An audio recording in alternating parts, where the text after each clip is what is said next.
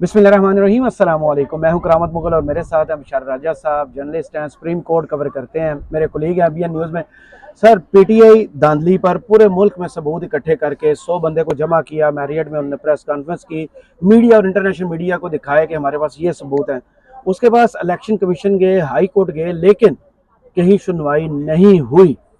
High court ने भी वापस मामला फेंक दिया था। इलेक्शन कमीशन जो है वो इसका फाइनल डिसीजन करे, जो इस्लामाबाद के 3 हल्के हैं। अब पीटीआई ने फैसला किया है कि वो सुप्रीम कोर्ट जाए। जो शौकत बसरा साहब के साथ कल काजी साहब ने किया, कितनी होपफुल होनी चाहिए पीटीआई के धांधली के खिलाफ जो उनके पास सबूत है, काजी साहब उसको मानेंगे?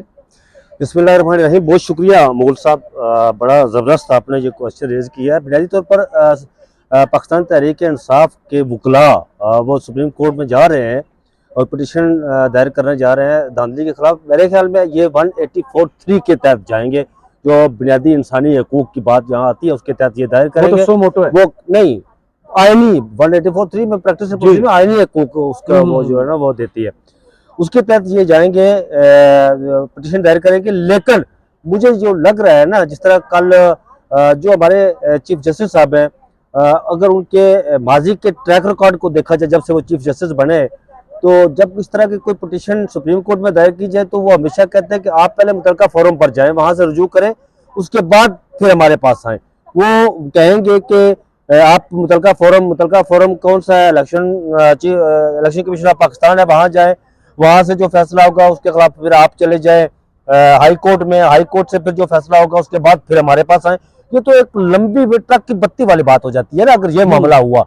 लेकिन अगर प्रैक्टिस एंड प्रोसीजर एक्ट के तहत बुनियादी इंसानी हकूक की जहाँ बात आती है, उस पर ऐसा हुआ कि जो वहां पर पिटिशन दायर हुई तो काजी साहब ने उसको टेकअप किया।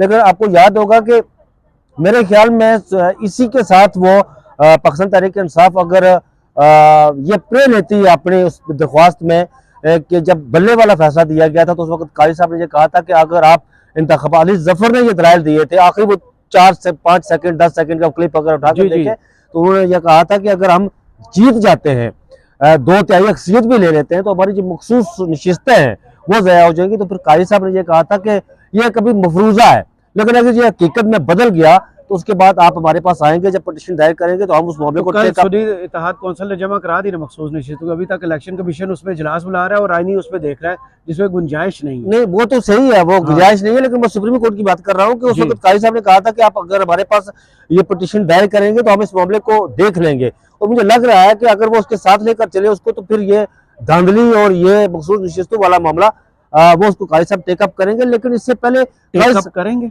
मुझे लग रहा है कि करेंगे, क्योंकि उसके ये जो इंतखाबात हुए हैं ये बड़े इसको तहफ़्फ़ुज़ देना सुप्रीम कोर्ट का काम है। इस वक्त मुल्क भर की तमाम जो पॉलिटिकल पार्टीज है, आप एक नून लीग को छोड़कर बाकी सारी दादरी के दांधी का नाम ले वो छिड़ जाता। हाँ, उसको अगर आपने तहफ़्फ़ुज़ देना है, स्क्वेयर करना है, तो उसका एक ही है कि वो सुप्रीम कोर्ट के चीफ जस्टिस ही दे सकते हैं, कि उन्हीं के हुक्म पर 8 फरवरी को इंतखाबात हुए थे और वही ये काम कर सकते हैं। बाकी ये तो धांधली वाला सिलसिला अगर चल उठा मुल्क भर में, जिस तरह बलूचिस्तान बंद है, केपिक में हो रहे हैं, पंजाब में हो रहे हैं, इस्लामाबाद में इलेक्शन ट्रिब्यूनल में केस जा रहे हैं। अच्छा, एक और बात जो हमारा माजी का जो ये रहा है कि अगर केस इलेक्शन कमीशन पाकिस्तान फैसला देती है तो इलेक्शन ट्रिब्यूनल में जाता है तो 4-4 साल वो केस लटके रहते हैं।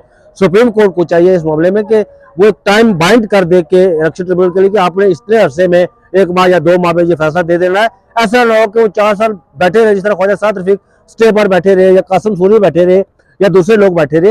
ये इन चीज़ों से आगे वैसे भी काजी साहब कहते हैं कि हमारी माजी की जो हमारा माजी इतना ताबड़ाक नहीं है, हमारा माजी दुरुस्त नहीं है, हम माजी से तो ठीक कर रहे हैं, वो पुराने केसेस उठा ठीक कर रहे हैं। फिर इस मामले पर भी ठीक करें ना, वो इस मामले पर भी अहकाम जारी करें ना इलेक्शन ट्रिब्यूनल्स को, कि आप टाइम लिमिट दें, उन्हें बॉन्ड करें इस मामले पर कि इतने अरसे में आपने इसका जो फैसला देना है। सही। अभी कुछ देर पहले मीडिया से गुफ्तगू की है बैरिस्टर अली जफर ने और गौहर साहब ने। उन्होंने कहा कि हम IMF को खत लिखने जा रहे हैं कि अदलिया ऑडिट करे, इसका सुप्रीम कोर्ट ऑडिट करे जो धांधली हुई है। अगर सुप्रीम कोर्ट पर अभी उनका इतना ट्रस्ट है और पहले ये डिस्ट्रस्ट शो कर चुके हैं काजी फाज ईसा साहब पर, आपको याद होगा सरदार लतीफ़ खोसा साहब ने मुंह पे खड़े होकर कहा कि हमें आप पर एतमाद नहीं है, तो अब धांधली का केस लेके जाएंगे तो क्या तवक्को रख रहे हैं? काजी साहब ने तो कल जो शौकत बसरा साहब के साथ किया वही करेंगे इस पिटीशन? आईएमएफ को खत क्यों लिख रहे हैं वो? मुल्क में धांधली, उन्होंने कहा था इंतखाबात के साथ जोड़ा था अगला पैकेज। अच्छा ठीक है, तो इमरान खान अब खत लिख रहे हैं। तो आपको पता है इमरान खान खत लिख रहे हैं, लेकिन आपको पता है कि इसी सुप्रीम कोर्ट में कोई 4 दिन पहले शुएब शाहीन साहब चीफ जस्टिस को खत लिख चुके हैं इस हवाले से कि मुल्क में धांधली हुई है, आप इस मामले को देखें। लेकिन मुझे जो कल शौकत बसा साहब के साथ जो हुआ वो नहीं होना चाहिए था, ये बदकिस्मती उन्हें सुन लेना चाहिए था। लेकिन मुझे इस वक्त जो पाकिस्तान तहरीक इंसाफ के वकला है उनकी स्ट्रेटेजी को नजर नहीं आ रही है। उनकी स्ट्रेटेजी नजर नहीं आ रही, इस पर बात करेंगे छोटी सी ब्रेक के बाद। अजान हो रही है, अजान सुन ले उसके बाद। तो अजान से पहले हम बात कर रहे थे, जो वकला ने खत लिखने का कहा है कि इमरान खान खत लिखने जा रहे हैं और अदलिया इसमें ऑडिट करे, इलेक्शन कमीशन ना इसमें आए। ट्रस्ट डेफिसिट तो बहुत ज्यादा इन दोनों इदारों पर पीटीआई का। वो बात दुरुस्त है मुगल साहब, मैं समझता हूँ कि ये जो आईएमएफ को खत लिख रहे हैं ये थोड़ा सा तहरीक इंसाफ के वाले से अगर बात की जाए तो ये नहीं होना चाहिए आईएमएफ को खत। लेकिन दूसरी तरफ जो खौफनाक बात है वो ये है कि इस वक्त तक धांधली के हवाले से अभी तक तहकीकात क्यों नहीं शुरू हो सकी, ये बड़ी खौफनाक बात है। और सुप्रीम कोर्ट की जो खामोशी है वो बड़ी मनी खेज है। इसके अलावा फिर हाई कोर्ट के देखा जाए, इलेक्शन कमीशन ऑफ पाकिस्तान को देखा जाए, दूसरे दिगर जो अदारे हैं, मुतलका अदारे हैं, अगर वो देखे जाए तो उनकी खामोशी क्वेश्चन मार्क है, उनकी खामोशी पर बड़ी मनी खेज है। धांधली के खिलाफ जो पूरे मुल्क में आवाजें उठ रही हैं, कम अज कम उनकी जो तहकीकात तो वो शुरू होनी चाहिए। अगर बहुत ज्यादा बड़े पैमाने पर ना जाए, मैं तो कहता हूँ कि मैंने पहले भी बात की, ले लें एक, मोहन साहब मैंने पहले भी बात की कि सुप्रीम कोर्ट को चाहिए कि काजी फारिस साहब इस बेंच की सरबराही ना करे। वो किसी को भी, वो जस्टिस अतरमुल्लाह को, जस्टिस मंसूर शाह को, जस्टिस मनीब अख्तर को, उनकी पसंद का। अतरमुल्लाह साहब का नाम लिया, किसी बेंच में आ रहे हैं आजकल? नहीं, वो बेंच में नहीं आ रहे, लेकिन उनकी काजी साहब की पसंद का कोई भी जज हो, क्योंकि उन्होंने लंदन में बैठ के गुफ्तगू की थी, उन्होंने कहा था कि 8 फरवरी को इलेक्शंस हो जाएं, उसके बाद हम इस पर बात करेंगे। उसके बाद वो गायब है। मैं जो कह रहा हूँ मुगल साहब एक लार्जर बेंच बनाए। अगर काजी साहब चाहते हैं कि मैं इसको ऐड करूं तो लार्जर बेंच के बजाय फुल कोर्ट बना दे। सही, फुल कोर्ट बनाकर सिर्फ और सिर्फ ये काम करें काजी साहब कि फॉर्म 45 और 47 मंगवा ले। कोई इतना बड़ी साइंस नहीं है, आपने टैली करना है वहां पर, ये कोई दिनों और महीनों की बात नहीं है, ये घंटों की बात है। वहां ही टैली हो सकता है। जो दानी 35 साल के होंगे, 40 साल के होंगे ना, ज्यादा से ज्यादा कितने आप आसान भी है ना। पीपल्स पार्टी दोनों पार्टियों के दरमियान एक ज्वाइंट बनता है, पीटीआई और मुस्लिम लीग नून। बेशक वो इस वक्त हुकूमत का हिस्सा है, अगर धांधली की छाप खत्म करनी है तो पीपल्स पार्टी अपने फॉर्म ले आएगी। ये फॉर्म 45 हमारे पास है, इसमें नून लीग का जीता है, ये इसमें पीटीआई का जीता है। वो ले आए फॉर्म, उनको टैली करके बस जो जीता है जी 47 वाला पीपल्स पार्टी वाला जीता है तो उसका ऐलान कर दे, मुस्लिम लीग नून वाला जीता है तो उसका ऐलान कर दे, तहरीक लबैक वाला जीता है उसका ऐलान कर दे, पीटीआई वाला जीता है तो उसका ऐलान कर दे। बिल्कुल, ये करना चाहिए उन्हें। और मैं समझता हूँ कि इस वक्त जो मुल्क में अनारकी, हमारा देखे जो फैसला कल हुआ है, पिछले हफ्ते जो फैसला दिया गया, पूरे मुल्क में कल से एक जो है ना वो बड़ी एक वो फैसला मैं पढ़ चुका हूँ, वो गलत मुहिम गलत चलाई गई है। लेकिन उस पूरे मुल्क में उनके खिलाफ मुहिम चलाई गई है। आज उन्हें लामिया भी जारी किया। आज जो यहाँ पर सुप्रीम कोर्ट में केस लगा हुआ था, ये मोनाल और इसके गिल्ड का जो वाइल्ड लाइफ वाला, उसमें भी काजी साहब ने जो है वो हज़रत वसल्लम के खत्म नबूवत की तस्दीक की बात की। तो एक लंबी तफसील उन्होंने बात की, कुरानी फलानी आयत में क्या लिखा हुआ है, हज़रत वसल्लम हबीबुल्लाह है, शब मराज का सूरत इसरा का जिक्र किया उन्होंने।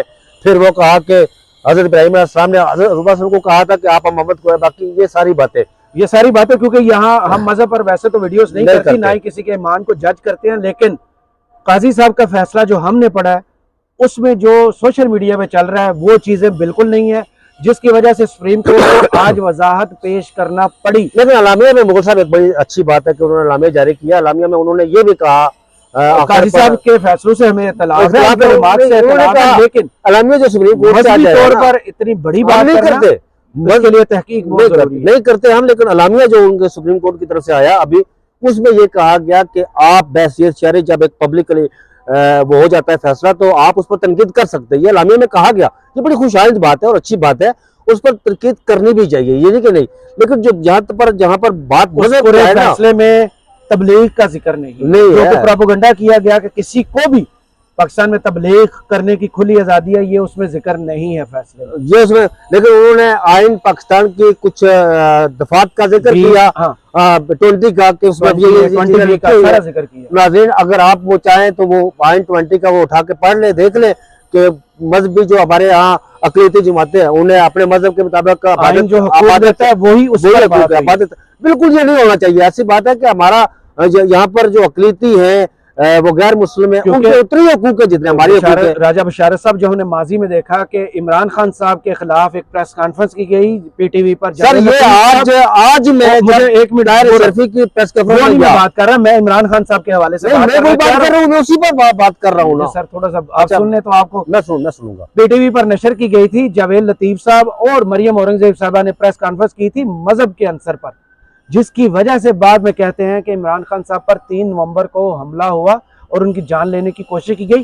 तो जो माजी में गलत हुआ है वो अब भी गलत हो रहा है, उसको गलत बेरबानी आज हुआ क्या, किसी की जान जा सकती है। मैं सुप्रीम कोर्ट बैठा हुआ था तो हमें मैसेज आया जी कि मौलाना अल्लामा ताहिर शरफी साहब और मुर्तज़ा सोलंकी साहब पीटीवी हेडक्वार्टर में प्रेस कॉन्फ्रेंस कर रहे हैं।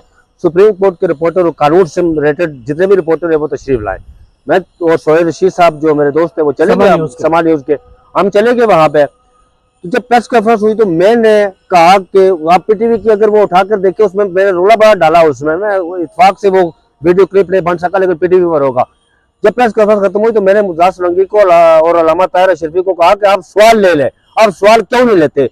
उन्होंने कहा जी सवाल लेते, लेकिन बाद में जब कैमरे बंद हुए तो मैंने अल्लामा ताहिर शरफी, अब्दुल कयूम सिद्दीकी साहब खड़े थे वहां मौजूद, सोहेल रशीद भी खड़ा था और दिगर भी, अल्लामा ताहिर शरफी और मुर्तज़ा सोलंकी साहब से मैंने पूछा कि हुजूर आप बताएं कि इसी जिस जगह आप खड़े हैं जहां आपने प्रेस कॉन्फ्रेंस की, इसी जगह इसी कुर्सी पर बैठकर अता तारन ने, जावेद लतीफ ने, मरियम औरंगजेब ने और तलाल चौधरी ने एक इंतहाई नफरत मजहबी मुहिम चलाई, नफरत अंग्रेज मजहबी मुहिम इमरान खान के खिलाफ चलाई। उस वक्त आप खामोश क्यों थे?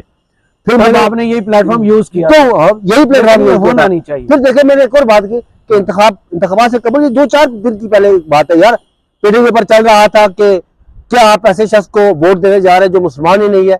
वो किसके लिए कहा गया था? वो इमरान खान के लिए। नून तो उस पर अल्लामा ताहिर शरफी साहब बिल्कुल खामोश हो गए और मुर्तज़ा सोलंकी साहब ने पहले मुझसे हाथ मिलाया, लेकिन बाद में उनके चेहरे पर नागवारी, इस सवाल से नागवारी आई। आपके सवालों पर हमने देखा अक्सर ही आप लोगों के चेहरे पर नागवारी ले आते हैं। बहुत शुक्रिया बशार राजा साहब, आपके तजिए का कमेंट्स बॉक्स में जरूर बताइएगा। वीडियो आपको कैसी लगी? इजाजत दीजिए, अल्लाह हाफिज।